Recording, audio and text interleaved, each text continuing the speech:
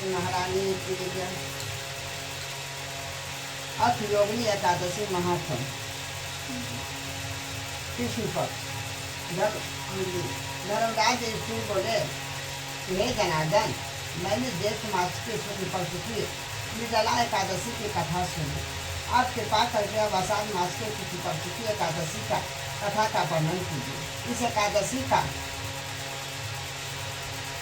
नाम तथा महात्म क्या है, तो सब वर्णन कीजिए। श्री कृष्ण भगवान बोले कि हे राजन, योगिनी आषाढ़ मास के कृष्ण पक्ष की एकादशी का नाम है। समस्त पाप इसके व्रत से नष्ट हो जाते हैं और यह इस लोक में भोग तथा परलोक में मुक्ति देने वाली है। हे राजराजेश्वर, तीनों लोकों में यह एकादशी प्रसिद्ध है। इसके व्रत से सब पाप नष्ट हो जाते हैं।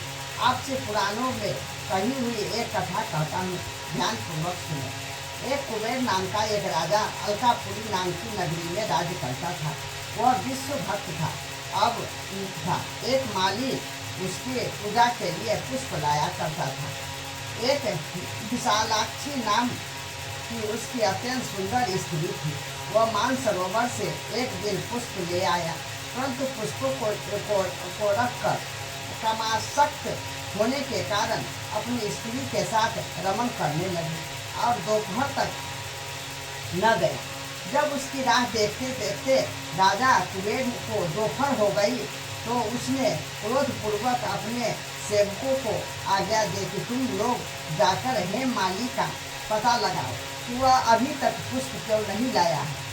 यक्षों ने सब पता लगाया तो वह कुबेर के पास आकर कहने लगे कि हे राजन, अभी तक वह माली अपनी स्त्री के साथ रमण कर रहा है।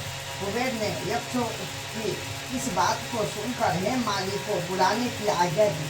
राजा कुबेर ने सन्मुख हेम माली डर से कांपता हुआ उपस्थित हुआ और प्रणाम किया। राजा कुबेर को उसे देखकर महान क्रोध आया और ओठ फड़कने लगे। उसने कहा कि हे पापी, नीच, कामी, मेरे परम पूजनीय ईश्वरों के भी ईश्वर शिव जी का अनादर तूने किया है। इससे तुझे मैं श्राप देता हूँ। स्त्री का वियोग भोगेगा और मृत्यु लोक में जाकर कोढ़ी होगा। कुबेर के श्राप के प्रभाव से उसी क्षण वह स्वर्ग से पृथ्वी पर गिरा और कोढ़ी हो गया। उसी समय उसकी स्त्री भी अंतर्ध्यान हो गई।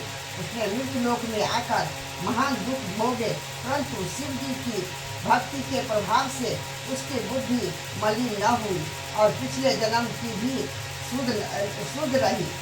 इसलिए वह अनेक दुखों को भोगता तथा अपने पूर्व जन्म के कुकर्मों का स्मरण करता हुआ हिमालय पर्वत की तरह चल दी। चलते चलते वह मार्कंडाय ऋषि के आश्रम पहुंचा। ऋषि अत्यंत वृद्ध तथा तपस्वी थे। वह दूसरे ब्रह्मा के समान प्रतीत हो रहा था। ब्रह्मा की सभा के समान यह आश्रम शोभा दे रहा था। उनको देखकर हेम माली वहां गया और प्रणाम करके उनके चरणों में गिर पड़ा। मार्कंडाय ऋषि उसको देखकर बोले कि तूने कौन से कर्म किए हैं जिससे तू कोढ़ी होकर महान दुख भोग रहा है। तब हे माली बोला, हे मुनि, यक्षराज कुबेर का मैं सेवक हूँ। हे माली मेरा नाम है। मैं नित्य प्रति राजा की पूजा के लिए पुष्प लाया करता था। एक दिन अपनी स्त्री के साथ विहार करते करते देर हो गई और दोपहर तक पुष्प लेकर न पहुंचा तो उन्होंने मुझे श्राप दे दिया कि तू अपनी स्त्री का वियोग भोग तथा मृत्यु लोक में जाकर कोढ़ी बन जा। इससे मैं कोढ़ी होकर महान दुख भोग रहा हूँ। अतः आप कोई ऐसा उपाय बतलाइए जिससे मेरी मुक्ति हो। इस पर मार्कंडाय ऋषि बोले कि हे भाई, मेरे सन्मुख तूने सत्य वचन कहे हैं, इसीलिए एक व्रत तेरे उद्धार के लिए बताता हूँ। यदि तू आषाढ़ मास कृष्ण पक्ष की योगिनी नाम का एकादशी का विधि पूर्वक व्रत करेगा तो समस्त पाप तेरे नष्ट हो जाएंगे। इस पर हे माली प्रसन्न हुआ और योगिनी एकादशी का विधि पूर्वक व्रत मुनि के वचनों के अनुसार किया, जिससे प्रभाव से वह फिर अपने पुराने